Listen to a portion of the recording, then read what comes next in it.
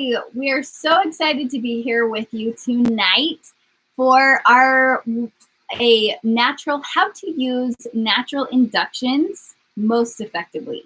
We're going to go through all the old wives' tales and actually how they can work or not really work. We've had our own babies, we're doulas, we've attended lots and lots of births. The first one we want to go over is herbs. I am a master herbalist, and so I know my way around herbs and how they can be help with inductions. She's Alina. I'm April. We are Dear Darby. Just in case you're coming out of nowhere from this, but we are doulas and childbirth educators, and she's a master herbalist. So she knows a lot about herbs. So go ahead. So the first thing I need to say about any induction is your induction, chemical, natural, it doesn't matter. It only works if your body is ready for labor. So that is pertaining to your cervix. So if you need to understand more about your cervix and its readiness for labor to know if any induction is going to work for you. We have a YouTube video about the Bishop score, and that is your best information on how your cervix, your cervix is doing, and how likely and effective any induction will be. Yes, chemical or natural. Yes. So then my number one herbal tip for induction is actually it's red raspberry leaf tea.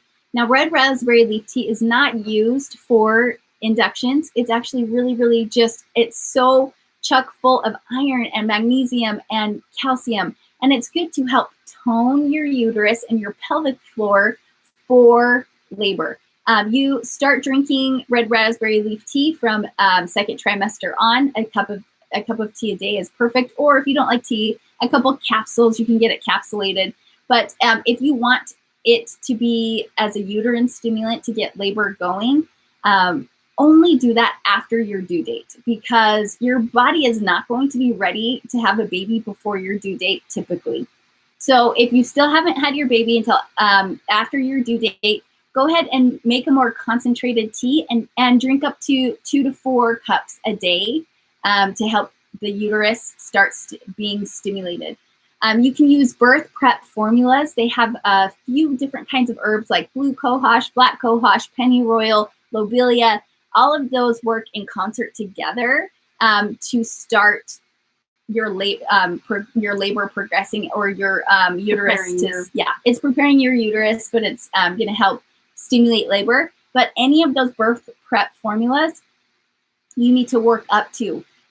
When you're about 34 to 36 weeks along, you can start those formulas, and then you need to slowly work up to a more concentrated formula, but only after your due date. Do not do anything to get your baby to come early. Your body knows how to go into labor. Your body knows what to do.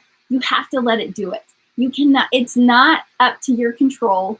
It's not up to, just a quick plug for due dates it's a mathematical equation. So the fact that we plug one specific day for every single person, when there's no consideration for your menstrual cycle, like how long your menstrual cycle is, when your ovulation is, conception date, anything like that. So it can be a real mental game, but at the same time, your body also knows what's going on. Your baby knows the development, and so trying to make your baby come early or what you consider on time just sometimes is best to wait. But yes, we'll get into that a little bit. But wait until after your due date to start any uterine stimulating herbs at this point. Okay, so one really weird one that has like stand the test of time is castor oil. Like we hear it all the time, like just chug some castor oil. We do not recommend that. We think the reason why is that it can be a uterine stimulant is because it's a laxative, and it's going to make you sick. It's which really is going to make your stomach contract and your uterus is there. It doesn't matter if your baby's coming early; it will be a miserable experience if you are sick and experiencing vomiting or diarrhea while you are in labor. So stay away from castor oil. And as far as like spicy food and pineapple and all of these things that some people swear by, honestly, it just is like how likely or how ripe is your body for labor. And if you're really close to it, then maybe the enzymes and things that are in these foods, the spiciness, can actually help push you over into labor. But you hear all the time, things didn't work for me at all. I had my baby within a day. So really, I know we're saying like nothing works or it does work. Like that's really actually accurate. So the beautiful thing is that you are an individual. There's thousands and thousands and millions of women that actually have babies every single day and year, and everybody's different, which is super cool. Everyone has a different reaction to different things, and that's on purpose because we are individuals. And I think really one of the lessons of pregnancy, and especially if you go over your due date, is that we are not in control and getting comfortable with that. Getting comfortable with listening to our bodies, with listening to our intuition. What is it that our baby needs? What is it our body needs? Because you might be thinking spicy food. This is what I need, spicy food. And you might be right. That might be the thing. But as long as you're listening to your intuition instead of desperately trying to control the situation and force it, it's not going to do anything but make it a more frustrating experience. But when you approach trying natural ways to induce your labor with fun and exploration and like an experiment, let's see what does that do? Wouldn't it be so cool? Wouldn't it be so interesting? So let's go on a hike or exercise, which brings us to exercising. We have had lots of experience, especially with the generations before us that swear by walking the curb, hiking, taking a huge long walk, jumping on the trampoline, and we don't necessarily recommend that either. If you approach it with fun and excitement and something that's going to lift your spirit, then absolutely participate in that. However, if it is exhausting you, or if it's putting you into a little bit of frustration, or if you're walking the curb or jumping on the trampoline, what we don't recommend is those things, because it actually can bring the baby down and become in a malposition or not an optimal position, which can therefore make it harder in your labor longer down the road.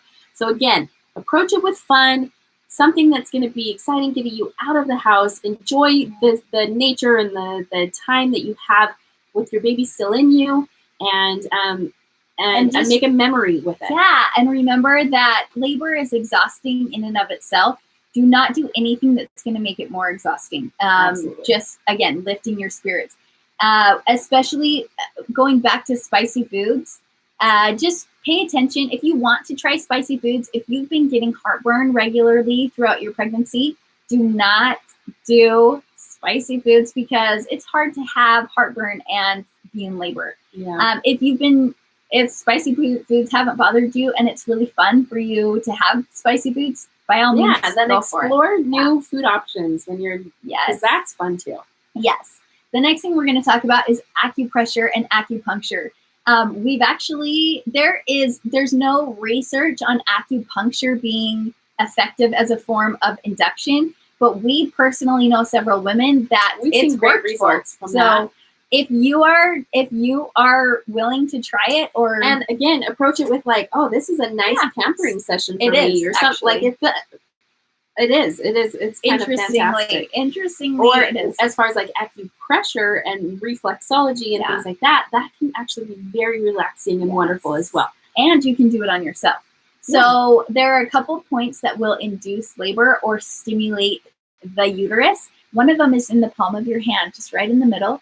And with acupressure, if you just hold constant pressure for up to a minute and then release for another minute, and then you can just go back and forth with that pressure, that is stimulating that meridian system and that energy system. And that's helping with uterine contractions. To move the energy down too. So there's one in your hand, in the palm of your hand, and there's also one that's 4 finger widths above your ankle bone on the inside.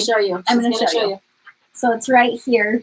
So 4 in the inside of your leg, 4 finger widths. So right there, you just press and hold, and then let go for a minute and press and hold. And what's really great is usually you can go to a professional as well. Yeah. And let's be honest, having somebody work on your feet when you're pregnant is like, forget about it. It is so fantastic. So nice. Enjoy that process as well, if that's something you want to look into. And again, we know quite a few people that have had good success with it. Yes. Okay, but our favorite number one, hands down, the most effective way to naturally induce your baby, nothing. Actually, it really is. It takes some effort. It is relaxing. Yeah. And as doulas, the biggest advice we give our moms as they get closer to their due date is to relax, to rest, to nap as often as possible. Labor is hard work. It's very taxing on the body. The most often issue we see with women in labor is exhaustion. Mm-hmm. They're just tired. Honestly, they could do labor for a long time, but then when it comes to the point where they just want to sleep, that's when it gets hard. Yeah. So just know that the more that you relax and nap and store your energy, then you will be ready. You'll be ready for that time. So okay. So we want to just encourage you to use meditation, guided imageries, visualizations, anything that is going to deep abdominal breathing. Yeah, that'll lots of breath. Release of the oxytocin, anything that's going to help release those really good hormones, good feeling hormones, will help you, will help your baby, will actually help to get your brain in a good place. Visualize that baby coming through, check in with your baby, and just center and align. But we also understand that it's nice as human beings to feel like we have some control. We have something that we can do. And all of these natural form of inductions, whether they work or not, if you feel better about doing something, please do that. Yeah. So if you feel better that you are helping yourself have labor, you press those acupressure points. Yeah. Go on your walk. Eat the pineapple. Do any of those. Get some herbs. Drink your raspberry tea. All of those things are helping. They are helpful. They will help. Even if it's just helping your mind and feeling like you're doing something. Plus, their benefits are great. Mm-hmm. They really are great. None of them will hurt you. No, they're fantastic. But if you, especially going back to the guided imagery and the mental preparation for your birth, we have an online childbirth education course called Unmedicated Birth Academy. We have lots of guided imagery, great visualizations, great relaxations. We prep you in all the ways to have the most positive birth experience possible. So if you are interested, please go to deardarby.com, sign up for our waitlist. We enroll once a quarter, so 4 times a year. And then you can get on our waitlist to join the next session. But have a good night and hope you found this helpful.